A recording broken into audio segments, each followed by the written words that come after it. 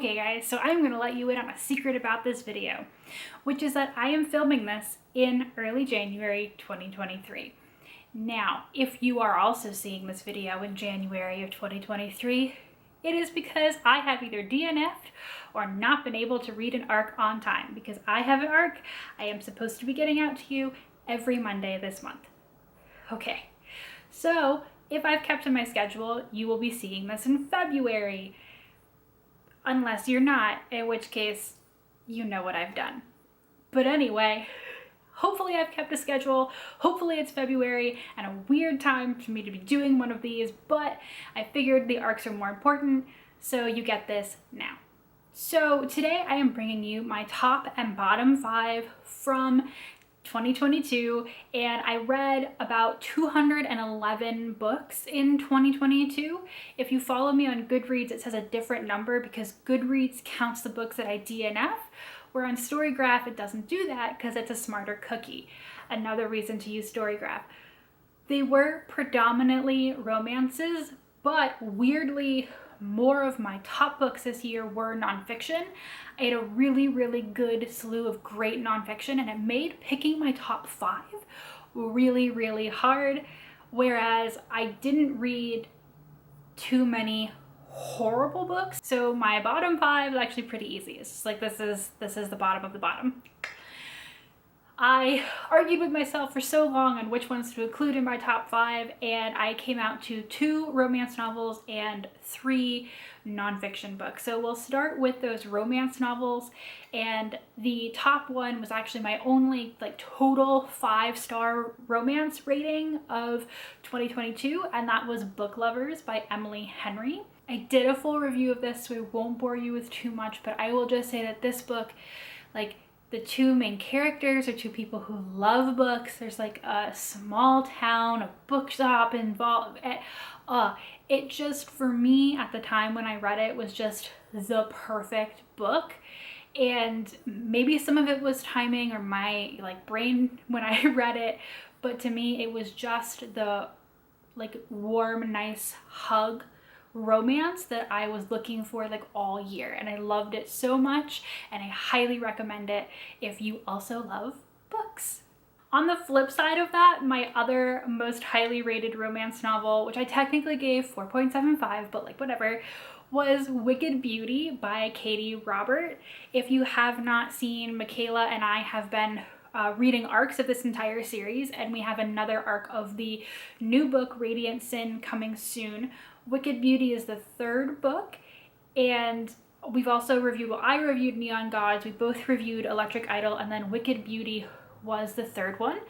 It is a triad love story between Helen, who is technically modeled on Helen of Troy, however in this one is also Zeus's sister, and then Achilles and Patroclus, and it is just really good. It's also very spicy. I really love Katie Roberts' books, and it was really hard to decide whether Wicked Beauty was better than Electric Idol, which I also read in 2022, which was Eros and Psyche. And Michaela thinks Electric Idol is better. I think Wicked Beauty is better. The bottom line is that this is the most amazing series I found to come out of the new re-trend of the Hades and Persephone thing. So every book has just been better from the last, and I'm really excited to see what Radiant Sin brings us. So in my top 3 history books that I read this year, I'm going to start with one that is kind of a mix between memoir and history book, and that is Wildland: The Making of America's Fury by Evan Osnos. I have talked about this book, I think, ad nauseum in a couple of different places, but this is a story where after Evan Osnos came back from being a journalist abroad, he was like, wow, America is a very different place, because when he left the States, Obama was president, it was a very different feel, and then he came back, in the age of Trump and everything that was happening in this country. And so he goes back to 3 places that he's lived in his life: Greenwich, Connecticut, Chicago, and Appalachia, and just kind of through discussions with the people who live there, kind of tracing the evolution of life in America from 2001 September 11th, this great moment of unity, to 2021 where everyone is just in some kind of division. And because he goes back and revisits places that he personally used to be embedded into, it's a really rich story. And even though it is very historical, like the history of a 10-year period, it's very personal. I really, really loved this book, and I will keep telling people to read it. So the flip side of that is probably one of the books that's most important to where I am at right now in my PhD studies and what I want to do with that PhD in education that I'm getting. And so that's Lies My Teacher Told Me: Everything Your American History Textbook Got Wrong by James Loewen. So this book was originally published in 1995 when James Loewen took a look at the history textbooks that were in use then in the country, all of them, and basically did an analysis of what themes they did and didn't cover and how truthful they were or weren't. 10 years later, he came back and he did it again. And this is the 20th anniversary edition where after 20 years, he said, absolutely not, I am not doing that again, because there's a lot happening, but it is still a very present problem. I recently found a book that was doing some updated similar work that I'm really interested to share with you guys. I just don't think it's as good. This is definitely like very sassy, very fun to read, but also just like great bites of American history and the quotes from these books, and you're like, what in the world is happening? It's just really, really good, and kind of just like, wow, why is this in our schools, some of these textbooks, and how we can be better and how we can just be better at teaching history in general. So I love this book. It's definitely probably going to show up in my thesis, and I'm glad I finally read it, 20 years later.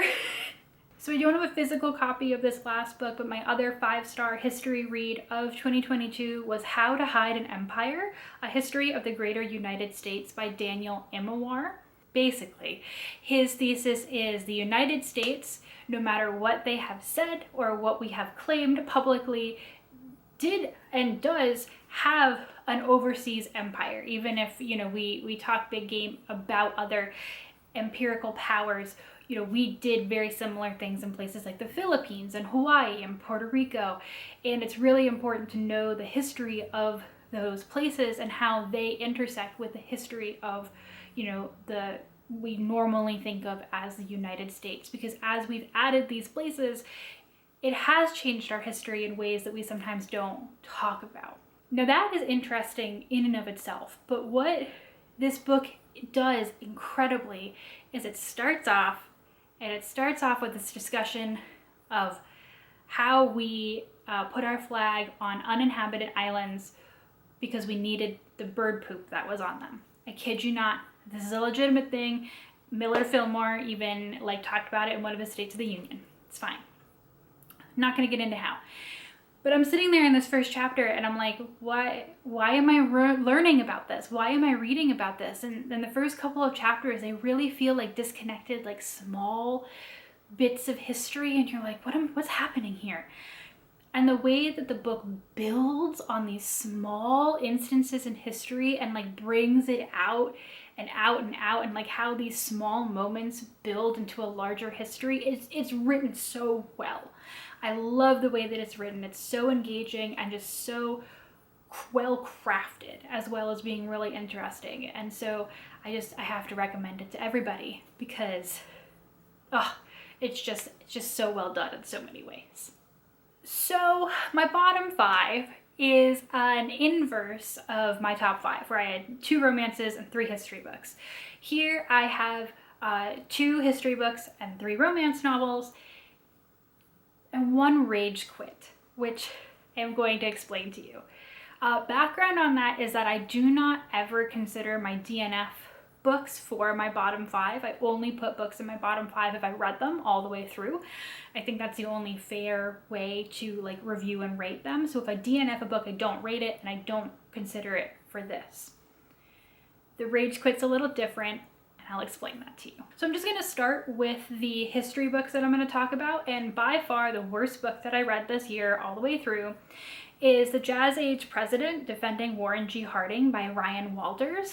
This is the Warren G. Harding biography that I read for my actual President's Challenge. You have not seen me review it yet because those are I'm into the presidents that are hard to get a hold of, so that's really just been slowing me down a little bit, so sorry.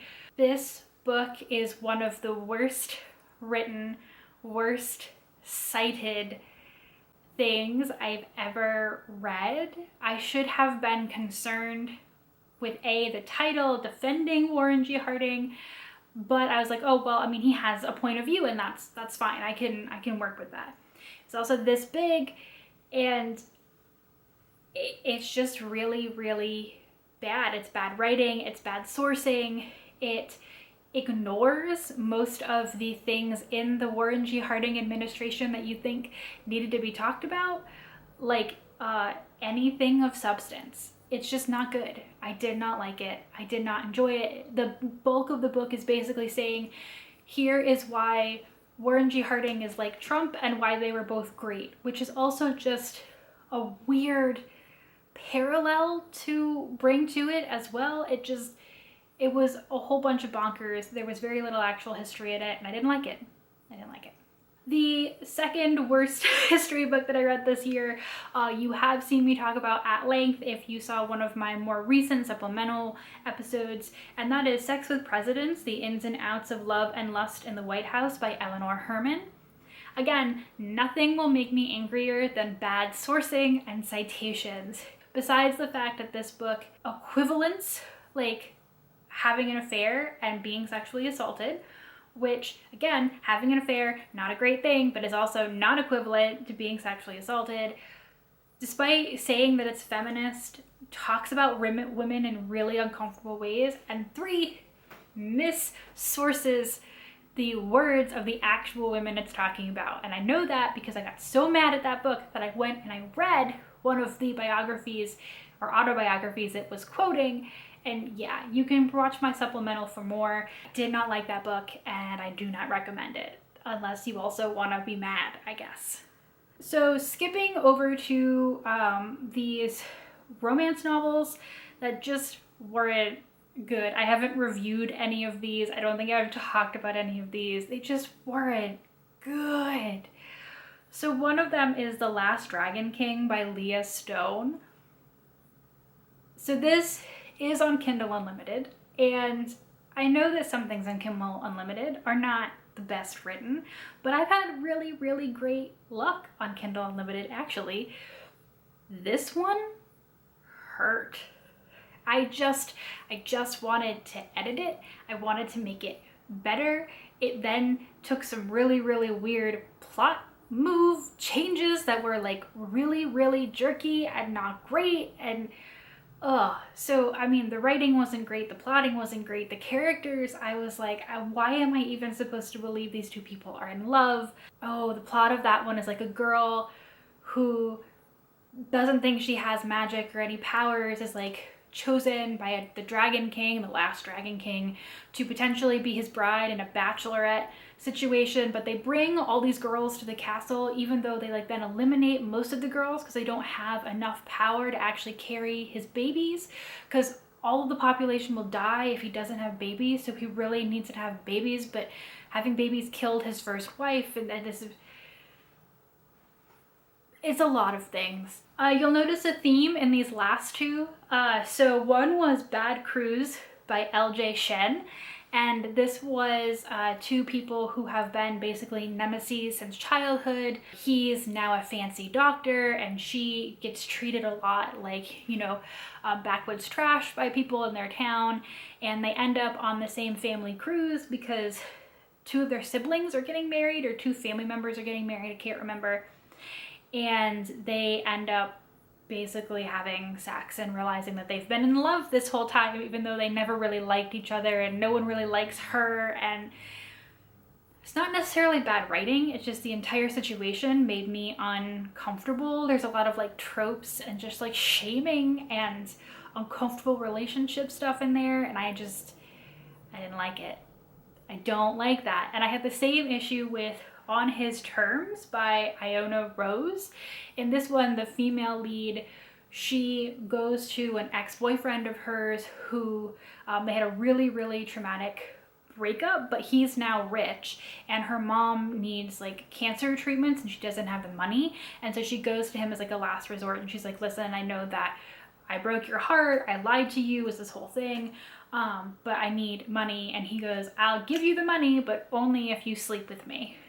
And it's just uncomfortable. Like, they clearly have unresolved feelings, but they're like not nice to each other in bed or out of bed. It's, ugh, nah, that one was really, really spicy. And I was just like, I really wish it wasn't, because I don't feel great about any of this. So, yeah. Now, again, I don't normally add books to this that I haven't finished. This is a book that I did not DNF. I do plan on finishing it, but I rage quit about 200 pages from the end. And that is the latest Sarah J. Maas book, The House of Sky and Breath. I had issues with the first book in the series. Michaela and I both did, but I love Sarah J. Maas. This is from her first series. I loved her. Love those books. Recognize that she's gotten more complicated as she's gotten along, but I like those books. This took all of my optimism that it would be better from the first one and stamped on it. And then stamped on it again, danced on my stamped on heart, and then about 200 pages from the end, did the thing again that totally made me upset in the first book that I feel is just lazy and bad writing. There, I said it. Even though I love her so much for her earlier stuff, this is not good. I want to finish it, and if you finish this, you know why I might have to, because I'm also still reading her court books, but I can't do it right now. I can't, because I am so mad at this book. So I rage quit this. I'll finish it eventually, but it's not now because I'm angry. And if you want to know more about that, Michaela and I did do a discussion about editing in books recently, where I think I'm a little kinder, maybe. I don't know. I'm still just mad. I'm mad about it. And now you know. So those are my top 5 and my bottom 5 plus 1 for this year. And they may be very different opinions from books if you've read any of those books. So if you have different opinions, let me know. Everybody's entitled to their own, and you certainly don't have to agree with me. Hopefully I've given you some good books, both romance and history, to go check out, and some to avoid. Hope that this came out in February. If it didn't, happy January. I'm doing the best I can, guys. Going into yet another semester of my PhD and just keeping on, keeping on.